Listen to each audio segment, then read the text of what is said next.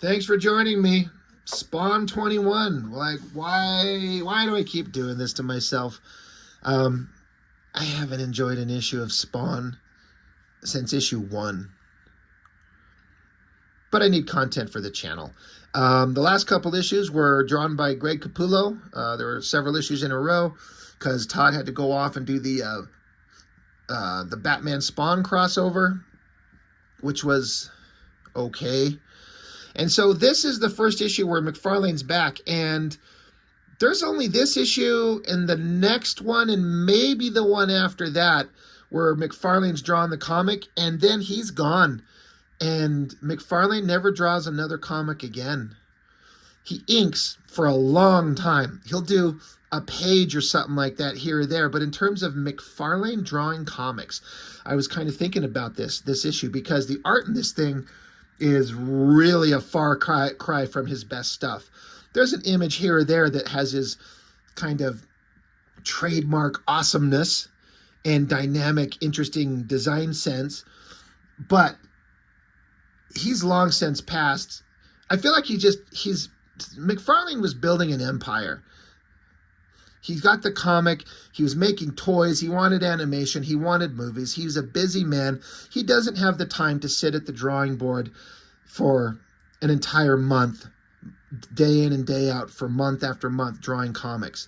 It's not his passion. He wants to make art, he wants to make entertainment, but the physical task of drawing the thing, I think, is not even, maybe if it's in the top 5 of his priorities, I'd be surprised.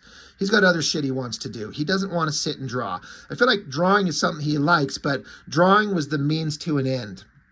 And the end is creating an empire, creating a company, and making all the cool shit that he wants. And he never stops. He's pushing Spawn as a brand to this day with multiple titles, and he believes in it, and through sheer force of will, he makes it successful. But in terms of this issue, his art, it's kind of like this cover. This is fine, but it's just kind of okay. It's got the design sense with the half sort of partial border, and he's just standing there looking at his hand, trying to see, like he scratched his ass and trying to see if he got any shit on it or something. Like, it's just kind of okay. Not that exciting. It's like, it's okay. It's kind of got something about it that's interesting, but not his best.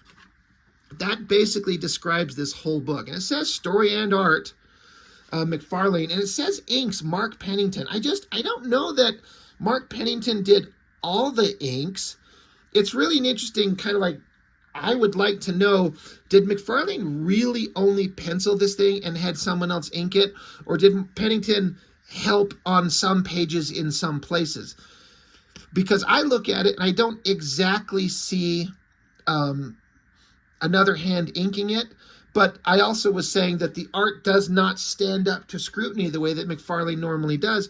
And I want to say that Mcfarlane's approach to his art is very rough pencils, and then he just noodles the shit out of it during the inking phase. And that's where all the dynamic, interesting, artistic stuff happens. And if you got someone else inking you, you don't get the same look because you're just not Mcfarlane. You know, an inker's trying to translate what the penciler puts down and tries to see what is the penciler trying to accomplish and give the best version of that. And you better be confident in your skills if you're going to alter what the penciler put down. So I don't know how much Mark Pennington's hand is touching this stuff. I don't get it. I don't know. But artistically, it's not as good through the whole thing, with the exception of this one page right here. But this was drawn for the Batman Spawn thing and reused somehow, because that issue ended with Batman having the Batarang from Batman, just threw it right into his face. And so in this issue, one of the homeless bums sewed up Spawn's face with the dirty shoelace. Like, you could see it's actually a shoelace. And this fucking design sense stayed with Spawn, it seems like, in my memory, forever. And I got so sick of it. It's stupid. It's supposed to be like this funny gag, and it's also supposed to be sort of creepy and morbid and creepifying somehow. But to me, it's just dumb. Like, it's funny for a gag. Yes, he got a battering to the face, so they needed to stitch it up. Spawn could just like use his powers and heal it together, but they wanted some sight gag, and I got so sick of shoelace Spawn face. It's just dumb.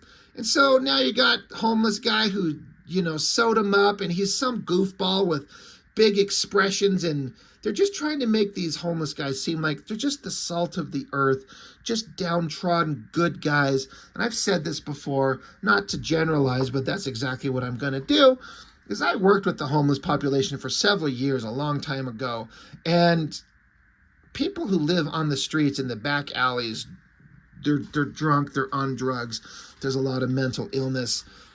It's not like they're just a bunch of good folks just down on their luck. There's some people like that, but it's just this whole idea of Spawn being the king of the gross garbage alleyways, and that's like his kingdom. It's just dumb. It just, there's nothing appealing about it. Good God, there are a lot of words on these pages. And, you know, panels like this can be kind of visually interesting, but I see that as Mcfarlane trying to get out of a page really quick. I'm just going to draw like the basic outwardly, shape, and then just color it in and move on. The text, Spawn's kind of sick of his creepy life, and it sucks, and he just wants to be back with his wife. And so homeless guy's like, hey, I know things sucked. Things sucked for me too. I was married to a woman. Life was great, but then she got brain cancer, and she died. So I drank myself into a stupor, and I lost everything, and now I'm here, and we've all lost hope. But you've come along, and by God, do we love you. You protect us. You're the neatest guy in the world, Spawn. So you need to hold it together because we love you. You're the greatest undead vampire demon from hell we've ever met, and you give us hope. And he's like, well, all right. Well, now that I've been giving that rousing speech from a drunk homeless guy in the back alleyway when he sewed up my face with a shoelace, he's like, I'm going to put my mask on, and I'm going to go out and be a better demon from hell. And this guy literally says, is he cool or what? And then there's a giant what? Oh, it's trying to be clever. Then we get in with the bad guys. Jason Wynn. Don't care about any of this stupid gangster evil bad guy shit. We're getting into Terry Fitzgerald, the guy who married Spawn's former wife, and he's kind of going through struggles of bad guys are pressuring him, they're threatening him, his wife, his kid. So Fitzgerald's having a tough time. Again, all this art is just... I'd look at Mcfarlane pages all the time back in the day and just be blown away by how even like the most mundane stuff was interesting. And this, there's just something missing. It's just boring. Is it Pennington's inks? I don't know. Back with Sam and Twitch, Sam's beating the fuck out of somebody in a back alleyway and got a smug look on his face. I never liked these guys. I never found them interesting, and holy shit, was Mcfarlane going to push the hell out of these characters like they're interesting and relevant. Nothing interesting there for me. And I don't like this cartoony look. I mean, it's Mcfarlane, but I don't know. It doesn't excite me. But basically, back, and then here, a panel. It's just a panel of just an alleyway with a bunch of debris. And one of the homeless guys comes along and says, Al, get up. We got trouble. He's like, what's up, my little dark garbage minion? What do you need? And so Garbage Minion's like, some Nazi skinhead is out looking for you. Says he was sent by the mafia. Says he's going to knock a few heads around until you show. Says you're a pussy. I'm not making that line up. He literally said it. Says you're a pussy.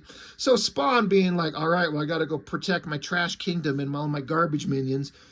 So he leaps into the sky, and that's a good shot. I love the tilted angle and the graphic design sense on the cape. That's awesome. And this big shot of Spawn landing on the ledge here to douchebag facing off against some homeless bum. Spawn's gonna, protect him.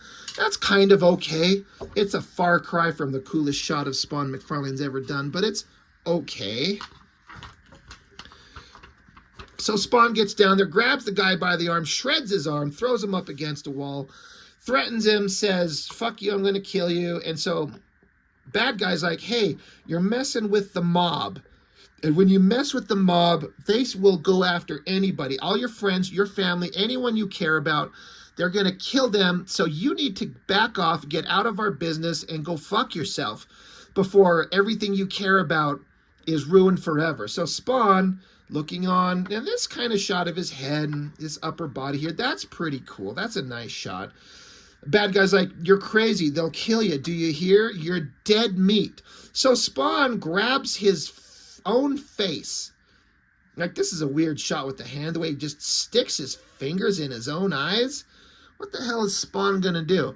Well, the guy said, you're dead meat. So Spawn's like, you're damn right I am. Like, pulls his mask down. It's supposed to be some, like, morbid and creepifying kind of shot. And I guess it's kind of is. It's kind of cool. It's dramatic and weird and designy, and it's got a Mcfarlane vibe all over it. So, you know, it works. But he just does it to scare the guy, and then he just faces off and says, look, I'm already dead. I'm a undead vampire zombie monster from hell, so you go fuck yourself and tell your bosses to come suck my zombie cock, because I ain't going anywhere. So mob guy's like, okay, well, all right, I'll go pass that along. So Spawn, whatever the fucking choice of angle that is for, just chops him with an arm, sends him flying. So we're back with the mob boss, the guy who Spawn was just talking to, just gives the story to the mob boss guys. And they're like, all right, great, thanks. And then look at this shot. Mcfarlane wanted out of this page fast. Doesn't render anything on this guy, this open line thing. I don't think it works. But they're like, you know what? We gotta put more pressure on. We need to get overt kill back in here. We got to kill this fucker. We got to reestablish dominance. We got to be some badasses. We got to be fat sunglass wearing assholes. Lots of talking back and forth. You know, we're gonna retake everything and reassert our awesomeness as mob bosses. Then we get the standard news reporter guys telling you shit. And remember, we never read those. Fuck that shit. And so they're trying to set up like multiple things are coming together. Jason Wynn, Tony Twist, overt kill, and all these horrible, evil things are going on. Who's going to have the guts to stand up to them? And then we get Spawn. He's like sitting in a corner taking a shit in the shadows, and he's the one who's going to stand up to all the bad guys. This guy sitting in an alleyway smelling like dumpster juice. He's the hero of everything. Like, I get what Mcfarlane is trying to do. I really do. Like, he's trying to put a hero who's like a spawn of ultimate evil, but he's fighting against the evil to be a good person. He's trying to show the horrors of the world and that a hero can be in somewhere. Like, he's not in a mansion with a jet under the basketball court, and he doesn't have a cave and a bunch of gadgets. He just lives in garbage and filth. But he's the hero of the story. I just don't think it works. I think it's kind of dumb. And it gets old really, really, really fucking fast. It's not interesting. And Mcfarlane, again, I feel artistically he's starting to check out. Because he's moving on. He decided he really likes Greg Capullo, and don't we all? And Capullo takes over and draws the book for goddamn ever. For, I don't know how many issues, but it's huge. 40, 50 issues or something, like years. You could say that Capullo is the definitive Spawn artist, honestly, because he's the one that was on it for so long. A bunch of fan art. I think it's interesting that they color up all this stuff. That's kind of fun. Oh, shit. Youngblood 6. Liefeld was coming back after that clusterfucked mess of issues 1 through 4 and then a random number 5 that he did that made no sense. He was coming back. And he's bringing back the Newman and Ripclaw guest stars. And Who Cares? And Violator number 2. Bart Sears with Alan Moore writing. That was fun. So anyway, Spawn. Again, if you love it, I get it. Love it. Love it to death. But good God, is it just on repeat. And nothing happens. And it's just boring. But I'm not going to stop reviewing them because I got these books. And we got content to make. So that's all I've got for now. Thank you for watching. I'll see you next time.